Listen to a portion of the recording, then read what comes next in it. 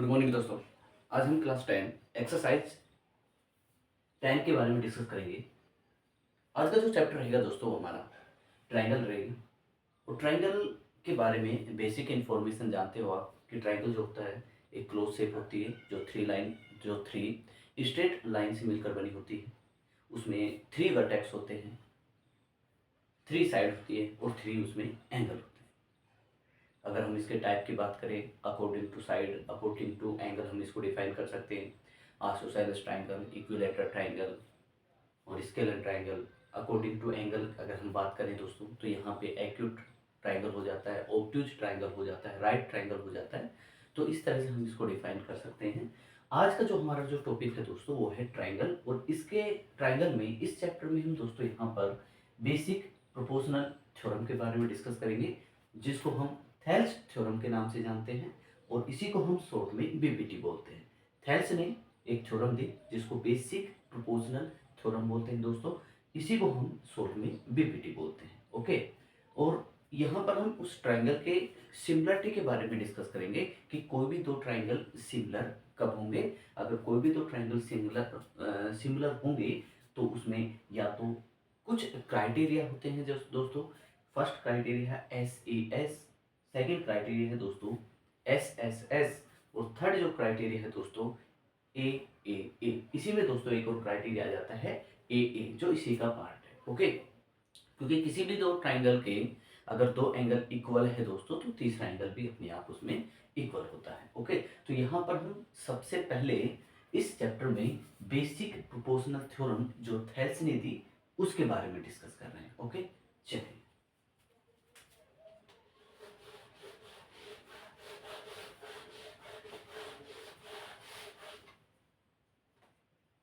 तो यहाँ पर आज हम बेसिक प्रोपोर्शनल थ्योरम जिसको हम थेल्स थ्योरम बोलते हैं, थेल्स के द्वारा दी गई ये थ्योरम,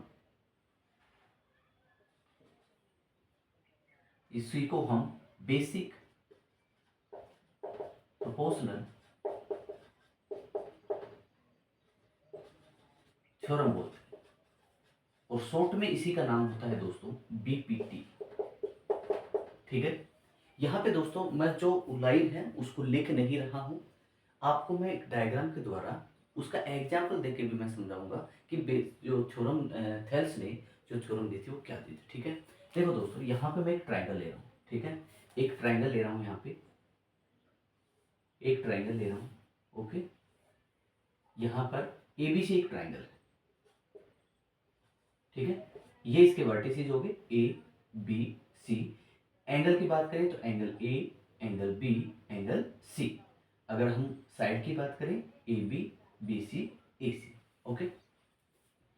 थेल्स के द्वारा जो थ्योरम दी गई थी दोस्तों वो ये दी गई थी कि किसी भी ट्राइंगल में, आप कोई भी एक ट्राइंगल है दोस्तों, उसमें तीन साइड है, किसी भी साइड के पैरेलल, किसी भी साइड के पैरेलल अगर आप कोई भी एक पैरेलल लाइन ड्रॉ करते हो, कहने का मतलब ये है दोस्तों एक ट्राइंगल है उसमें तीन साइड होती है, तो आप किसी भी साइड के पैरेलल एक लाइन ड्रॉ करो। जैसे मैंने यहाँ पर एक लाइन ड्रॉ करी है दोस्तों DE, मतलब यहाँ पे BC जो है दोस्तों पैरेलल किसके है, DE के। आप AC के पैरेलल भी लाइन ड्रॉ कर सकते हो दोस्तों। ओके, आप AB के पैरेलल भी लाइन ड्रॉ कर सकते हो। कहने का मतलब ये है किसी भी ट्राइंगल में किसी भी साइड के पैरेलल आप जो लाइन ड्रॉ करते हो, एक लाइन ड्रॉ करी आपने, तो ये जो पैरेलल लाइन है ना वो बची हुई साइड को, बची हुई साइड AB, बची हुई साइड क्या है दोस्तों, एक AB है और बची हुई साइड क्या है दोस्तों, एक AC है। इनको टू इक्वल रेशियो में डिवाइड करती है। मतलब AD अपॉन में DB equals to AE upon में EC। ओके दोस्तों, जो थेल्स थ्योरम है वो ये कहती है कि किसी भी ट्राइंगल में आप कोई भी एक साइड के पैरेलल एक लाइन ड्रॉ करो, फिर वो पैरेलल साइड जो है बची हुई साइड को टू इक्वल रेशियो में डिवाइड करती है। तो यहाँ पर AD अपॉन में DB equals to AE upon में EC। यहाँ से दोस्तों तीन रिजल्ट निकल के आते हैं। कौन कौन से हैं वो रिजल्ट देखिए। यहाँ पे छोटा अपॉन छोटा पार्ट, छोटा अपॉन छोटा पार्ट, हम इसको सेकेंड रिजल्ट के रूप में ये भी लिख सकते हैं। देखिए AD अपॉन में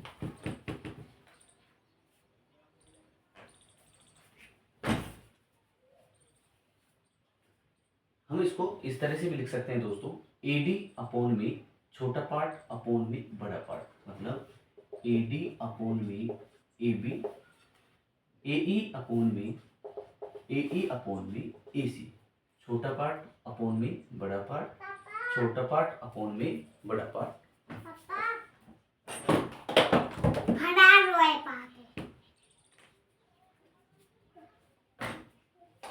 इसी तरह हम यहाँ पे थर्ड जो रिजल्ट जो इसका निकल के आता है वो ये है दोस्तों कि छोटा पार्ट अपॉन में बड़ा पार्ट। देखिए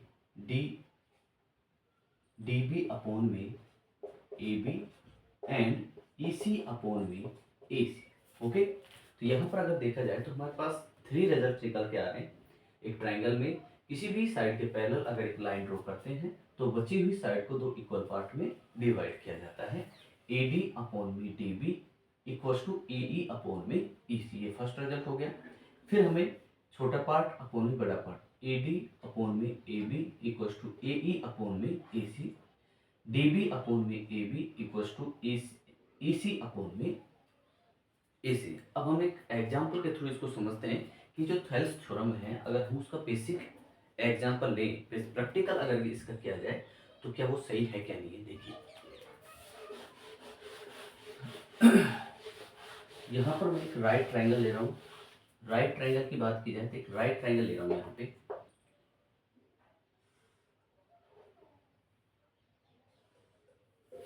एक राइट ट्राइंगल मैं यहाँ पे ले रहा हूँ।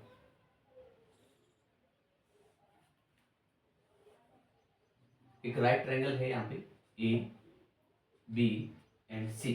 ओके, यहाँ पे ये मैं 6 सेंटीमीटर ले रहा हूँ और ये मैं 8 सेंटीमीटर ले रहा हूँ। ओके, और यहाँ पे मैं ये 10 सेंटीमीटर। एक राइट ट्राइंगल में, राइट ट्राइंगल की बात की जाए दोस्तों यहाँ पे, तो राइट ट्राइंगल में ट्रिपलेट बनता है। बड़ी वाली साइड जो होती है हाइपोटेनियस, उसका स्क्वायर करें तो बची हुई दोनों साइड के स्क्वायर के समइक्वल होता है। अब आपको क्या करना है, यहाँ पर एक पैरेलल लाइन ड्रॉ करनी है। मैंने यहाँ पे 3 सेंटीमीटर पर, मैंने यहाँ पे 3 सेंटीमीटर पर और 5 सेंटीमीटर पर एक पॉइंट ले लिया है D और E। ठीक है, अब मैं यहाँ पे एक पैरेलल लाइन ड्रॉ कर, जैसे मैं ये पैरेलल लाइन ड्रॉ करता हूँ यहाँ पे, अब इनका रेशियो देखते हैं। देखो ये 3 सेंटीमीटर रहेगा, ये भी 3 सेंटीमीटर साइड रहेगी, ये 5 सेंटीमीटर और अब ये 5 सेंटीमीटर। अब थेल्स थ्योरम इस पे लगाते हैं दोस्तों।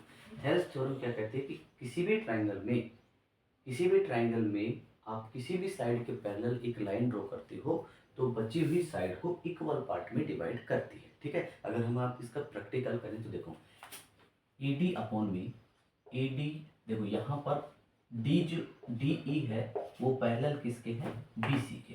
किसके पैरेलल है, BC के।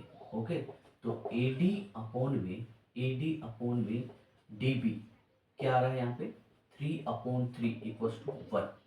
इसी तरह AE अपॉन में EC ये क्या आ रहा है 5/5 क्या आ गया 1। थेल्स थ्योरम क्या कहती थी कि AD अपॉन में DB का रेशियो AE अपॉन EC के रेशियो के हमेशा क्या आता है, इक्वल आता है। तो हम देखिए यहाँ पे AD अपॉन में DB equals to AE upon में EC इक्वल्स टू क्या आ रहा है 1।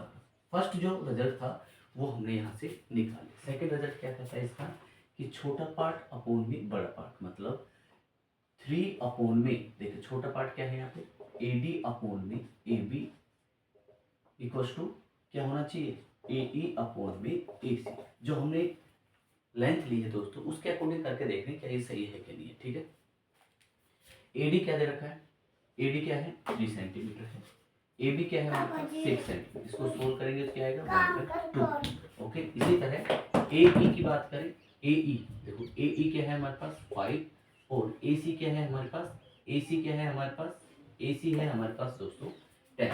ठीक है, इसको सोल्व करेंगे तो क्या आता है 1/2। दोनों रिजल्ट देखें तो हमारे पास क्या आ रहा है 1/2 और 1/2 आ रहा है। ओके, ये भी हमारा रिजल्ट क्लियर हो गया। सेकंड था, थर्ड था इसमें छोटा पार्ट अपॉन में बड़ा पार्ट, बचा हुआ पार्ट ले लो। देखो DB अपॉन में AB equals to EC upon में AC। ओके, DB क्या है यहाँ पे 3 अपॉन में 6 और EC अपॉन 5 अपॉन में 10। सोल्व करेंगे तो दोनों में क्या आ रहा है 1/2 1/2 आ रहा है। ओके, तो यहाँ से अगर हम देखा जाए तो थेल्स ने कितने सारे रिजल्ट जब निकाले होंगे, तब लास्ट में ये एक निष्कर्ष निकाला उन्होंने, कंक्लूजन निकाला कि किसी भी साइड के पैरेलल जब आप साइड कोई भी एक पैरेलल साइड ड्रॉ करते हो तो वो बची हुई साइड को इक्वल रेशियो में डिवाइड करते हैं। ओके, थैंक यू दोस्तों, ये थी हमारी BPT 2। Okay, thank you, have a nice day.